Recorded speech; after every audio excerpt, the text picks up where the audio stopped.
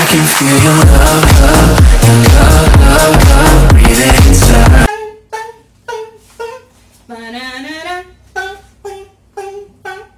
Estão preparados? Galerinha bonitinha, comeu muito arroz, muito feijão, tá forte mesmo para encarar a minha aula de português, ou seja, minha não, a nossa aula de português. E agora a gente vai ver um novo conteúdo, olha, que vocês vão amar. Olha só, vou apresentá-los agora, né? Que chama-se notações léxicas. O que raios é isso, professora? Notações léxicas? Facinho, bem facinho. São aqueles acentozinhos que às vezes a gente tem dúvida em qual vogal nós iremos colocar. E aí a gente vai começar, ó, aprendendo quem é esse aqui, o acento agudo. Esse acento agudo, ele abre o som da vogal. E só é acentuada em vogais quando tem uma sílaba forte, quando a pronúncia é muito forte. E aí a gente vai só revisar. Acento agudo.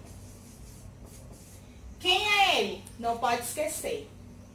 O acento agudo é esse bem aqui, ó. Esse danadinho aqui, ó. Olha só. E ele pode ser acentuado em todas as vogais. Todas as vogais podem ser acentuadas de acordo com as palavras, né? E aí eu coloquei aqui algumas palavrinhas, ou seja, são palavras que têm o quê? O acento agudo, porém a sua sílaba é com muita força. Aí eu coloquei esse aqui, ó, algumas, mas eu vou usar também o quadro, né? Porque eu gosto de usar isso aí, né? Baú. Olha só, baú. Vem um acentozinho agudo, porque o U tem a maior força. E o som, ele não é fechado, ele abre o som. Com esse acento aqui se abre o som da vogal. Baú. Então, tem um som bem forte. Outro exemplo é café, também acentuado. Fé, café. O som é aberto, não é fechado. Professora, por que a senhora está falando tanto com relação ao som? Porque nós temos o outro acento, né? Que eu vou já mostrar para vocês, que se chama esse aqui, ó. Acento circunflexo. Esse danadinho aqui, ó. O acento circunflexo. E aí eu vou colocar ele aqui para ficar bem melhor. Acento circunflexo. Ó, tem gente que tem a mania de chamar ele de chapeuzinho. Não. Assim como você tem um nome, ele também tem, ó. E ele diz assim, me chame, por favor, de acento circunflexo. E esse acento circunflexo, ele diz assim, ó. E é usado para indicar o som fechado das vogais. Professora, quais são as vogais que a gente pode acentuar, que vai levar esse acento circunflexo? Na vogal A, E, O. Ou seja, ele é diferente do acento agudo. No acento agudo, o som das vogais se abrem e todas as vogais podem ser acentuadas, de acordo com o quê? Com a sua tonicidade, né? Com o som, que o som tem que ser bem forte para poder ser acentuado. Já no acento circunflexo, somente as vogais A, E e O são acentuadas. E o som dele é fechado. Quando eu faço assim, eu vou dar dois exemplos para ficar bem claro. Café, o som é aberto, é acentuado, com acento agudo. Se eu coloco o acento circunflexo, que vocês têm a mania de chamar de chapeuzinho, não é? Fica café. Olha o som, como muda. E não pode, não é café, é café. Então, o som no acento agudo é aberto. Já no acento circunflexo, o som é chato. Então, essa palavra não se encaixa aqui, né? Professora, dá aí, por favor, um exemplo. Vou dar, ó, um exemplo. Tênis. Né? Tênis. Tênis. Tem um acentozinho circunflexo, né? Um acentozinho circunflexo. O som emitido pelo E é fechado e não aberto. Então, segue-se o acento circunflexo, né? E aí, eu vou dar outro exemplo que todo mundo conhece. Avô. Avô, o som é fechado. Avô. Acentuei o O. Então, pode sim, né? O sonzinho fechado. Eu acredito que entre o acento agudo e o acento circunflexo, dá pra gente ter uma noção, uma ideia de que o acento agudo, o som é o quê?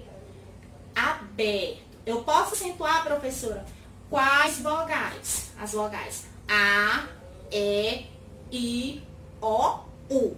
Já no acento circunflexo, eu acentuo somente as vogais A, E, O. E como é o som do acento circunflexo? O som é fechado, fechadinho. Então, tem essa pequena diferença entre eles dois, né? Tem gente que diz que é uma pequena, mas é uma diferença muito grande. E aí, a gente vai para um que é assim, todo mundo tem intimidade, né? E eu acredito que não seja difícil. Nossa, como é o nome desse danadinho, ó? Se a gente estivesse juntinho. Ai, com certeza vocês iriam amar. O tio. Meu Deus, o tio, professora. O tio, ó. Tio. Tem a mania de chamar de cobrinha. Só pelo seu formato. Não é cobrinha. Pelo amor de Deus, não faça isso não, porque dá uma dor no meu coração se chamar ele de cobrinha. Por favor, é tio. E ele indica o som nasal, que é isso aí, professora. Eu vou tirar bem aqui pra vocês. O som nasal é o som que sai do nariz, né? Como, professora? Clareia a mente, por favor, acorda. Por favor. Oxê, bem facilzinho. Olha só. Viram lá no outro vídeo? Lá em ditongo? Volta pra cá. Mamãe. Olha só onde é que é o tio. O tio sempre é colocado aqui, ó. Nessa vogalzinha. Tem gente que tem a mania de fazer isso aqui, ó. É errado. Colocar em cima das duas vogais. Não. Coloca aqui. Nessa primeira. Ou no A, ou no O. Depende da palavra, né? Mamãe. Então, coloca aqui. Não é cobrinha. É o quê? O tio. O tio.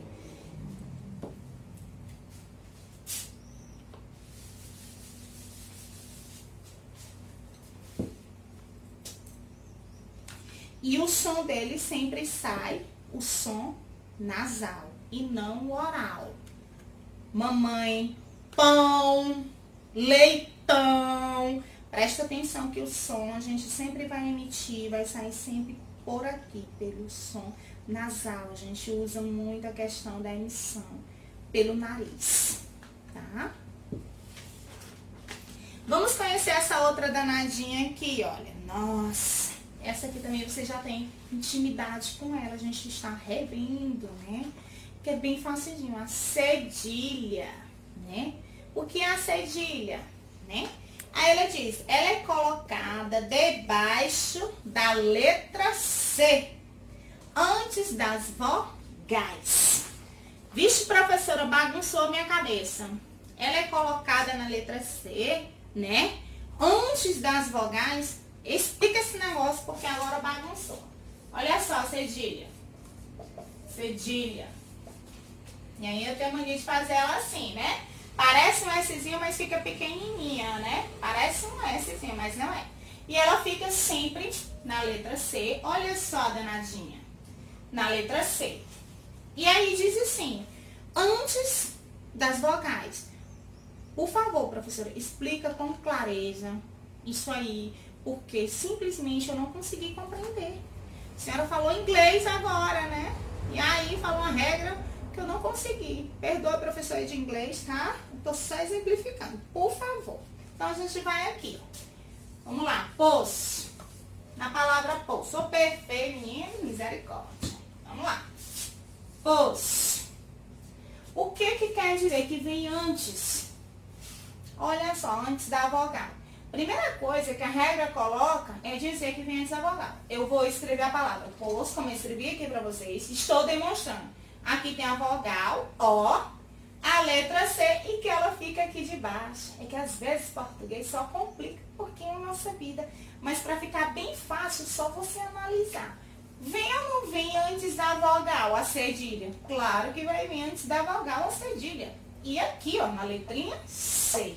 Então, é isso aqui que a regra nos diz. Antes da vogal, sempre debaixo da letra C. Tá? E aí, tem algumas regras também que eu vou colocar para vocês. A cedilha, ela vem na letrinha C. Mas será que ela pode ser também seguida em todas as vogais? Não. Ela vai ser na vogal A, com as palavrinhas, né, que tem a vogal A, O ou U. Jamais, jamais, jamais. Como é, professora? Explica melhor, que ainda ficou mais embaçado pra mim. Assim, ó. Porque a cedilha, ela dá o sonzinho. Deixa eu fazer ela direito, ficou feio, perdoe-me, tá? A cedilha, ela tem o som de S. Então, fica Sá, Só, Su. E jamais ela vai ser assim, tá? Isso não pode acontecer. Nem o C com E, nem o C com I, ok? Então, não pode. Só vai ser nessas três vogais que se acompanham, tá? Somente nas três. Se aparecer vamos dizer, meu Deus, coloque a cedilha, vou exemplificar para ficar mais fácil. Coloque a cedilha em algumas palavrinhas. Vamos supor dizer que apareceu a palavrinha cebola. Cebola. Eu posso colocar a cedilha aqui debaixo do C? Não, não posso. Por quê? Nas sílabas C e Si não se coloca a cedilha. A cedilha não pode ser acompanhada de forma nenhuma. Somente com as vogais A, O, U. Somente com elas, né? E aí, não tira dúvida para vocês. Eu espero que tenha tirado. Se não tirou nenhuma dúvida, a gente vai lá e bota mais outro exemplo. Mais tarde nos tira dúvida, tá bom? No vídeo que a gente vai fazer mais tarde. Bom, agora nós vamos dar continuidade conhecendo a nova notação léxica, que é muito usada, bastante importante, que é o quê? O hífen. O hífen, aí eu vou copiar aqui para vocês verem, né? Hífen. E é representado por esse pequeno traço. Olha só, né? Perdoe aqui, meus amores, tá bom? Por esse pequeno traço. E, gente, como a própria regra diz, é tão fácil essa regra, ó. Ele serve para separar as sílabas. Nossa, quando é que eu devo usar o hífen? Na separação de sílabas. Como assim, professora? Exemplo. Olha aqui, ó. Quando eu uso o hífen na separação de sílaba. Estudar. Entendeu? Então, ele é usado para separar sílaba. Nossa, olha como essa regra é fácil. Qual o momento que eu uso o hífen? Na separação de sílaba. Como também tem outra, como é que eu tenho outra também regra que ele diz que serve para ligar uma palavra composta. né? É outra regrazinha que tem, né? Eu vou até demonstrar para vocês, olha, que eu vou seguir esse cronogramazinho aqui, ó. Ligar uma palavra composta. Por exemplo, tico, tico. Então, eu estou ligando. São duas palavrinhas, porém eu uso o hífen para fazer a ligação, dizendo que é o quê? Duas palavras, porém são o quê? Compostas. E aí, depois na frente, nós vamos estudar com calma, que entra aqui no substantivo composto. Mas aí, ele já faz aqui a observação que usa-se em palavras compostas, como tico-tico. Tem outras palavras, professores? Tem outras palavras também, várias palavrinhas, como teco-teco, reco-reco, couve-flor, né? Couve-flor. E assim sucessivamente, né? Essa é a importância do hífen. Como também ele diz que serve para ligar um pronome oblíquo ao verbo. Como? Aí eu fiz esse cartazinho também, ó. Só relembrando. Para que ele serve? Serve para ligar o pronome oblíquo ao verbo. Pronome, o que é esses pronomes oblíquos? Também nós vamos estudar ele lá na frente, mas eu vou adiantar só um pouquinho o que é o pronome oblíquo. Pronome oblíquo, ele trabalha com as pessoas. Primeira pessoa, segunda pessoa, terceira pessoa. Aqui nós não iremos aprofundar, porque nós iremos ver esse conteúdo nos próximos capítulos, entenderam, meus amores? Mas eu vou dar só exemplo dele, porque entra na regra do hífen, tá? E aí a gente tem que ter uma proximidade. Então a gente vai conhecer um pouquinho, como por exemplo, vai usar mandei-lhe, mandei-lhe, tá? E aí nós temos esse aqui, que é um bichozinho, né? Que a gente vai dizer, meu Deus, como assim? Como é que eu faço esse negócio difícil que a professora está mostrando? Né? Bora lá. A gente vai lá pro próximo, que é o nome dele, acento grave. Professora do céu, o que é esse acento grave? E aí, eu preciso ter todo um cuidado com ele, com esse acento grave. Ó, acento grave.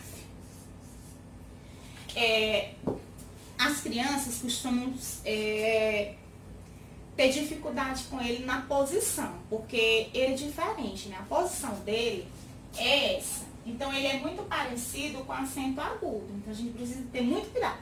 O acento agudo, lado direito.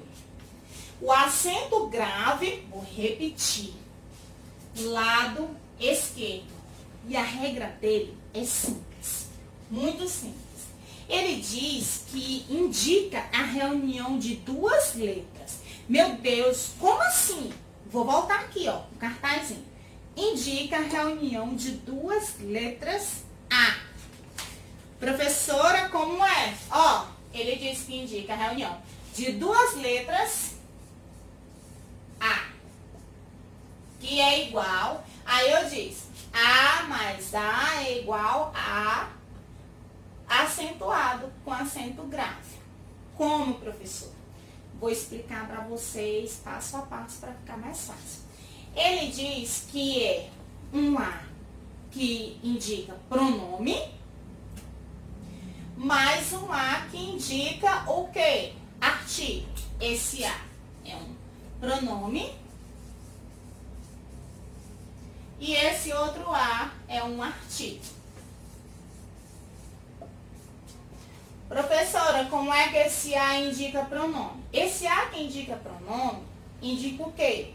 Pronome. Eu vou dar o conceito de pronome para se tornar mais fácil. Pronome liga uma frase a outra. E o A, artigo, ele vai acompanhar um substantivo, finalizando no A craseado. Eu vou exemplificar para ficar mais fácil, tá? Para ver se não fica tão difícil, a gente vai tirar algumas dúvidas mais tarde. Eu vou exemplificar da seguinte forma. Eu fiz aqui para vocês. Né? Fiz duas frases. Vou à cidade. Eu vou fazer só uma frase aqui para vocês terem noção. Vou à cidade. Quando é que eu vou usar esse acento grave? Vou à cidade. Será que é correto eu escrever dois As em uma frase? Não, está totalmente errado. Eu devo escrever corretamente da seguinte forma. Vou à, aí eu tiro os dois A e boto, porque os dois A são dois sons. Para ficar apenas um som, eu boto o acento grave. A cidade. Nossa, que se fez. A cidade. Então, é dessa forma aí que acontece. Vou, mas na hora da leitura eu pronuncio os dois. A cidade. Para escrever, só o A com um acentozinho grave. Ok? Espero que vocês não tenham tanta dúvida com relação a ele, né?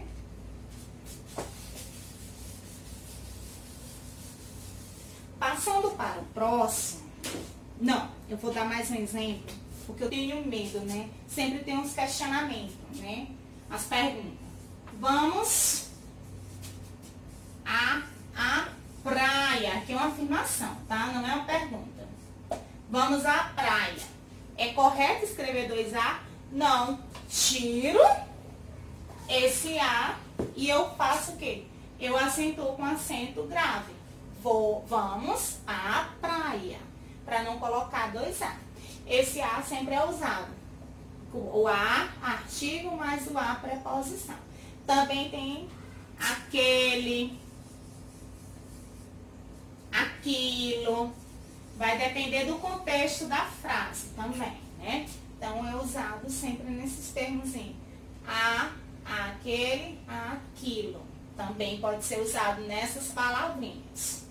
Tem outras palavras que eles podem ser usados? Não. Frequentemente nós usamos esses termos, essas palavrinhas ou nessa vogal, que é a junção.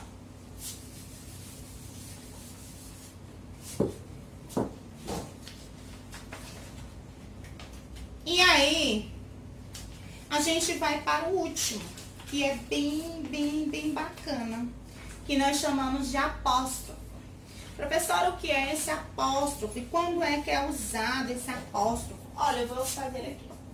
Apóstrofo. O apóstrofo, ele é assim, ó. Ele é usado desse jeito, né? E ele é usado para indicar que... Eu vou pegar até não sei, porque eu coloquei aqui para ficar fácil, ó. Ele é usado para indicar que foi retirada uma vogal. Professora, pelo amor de Deus. Vogal da onde, professora? Fácil. Vou mostrar para vocês um exemplo. Caixa. Vou usar bem que eu tô pensando.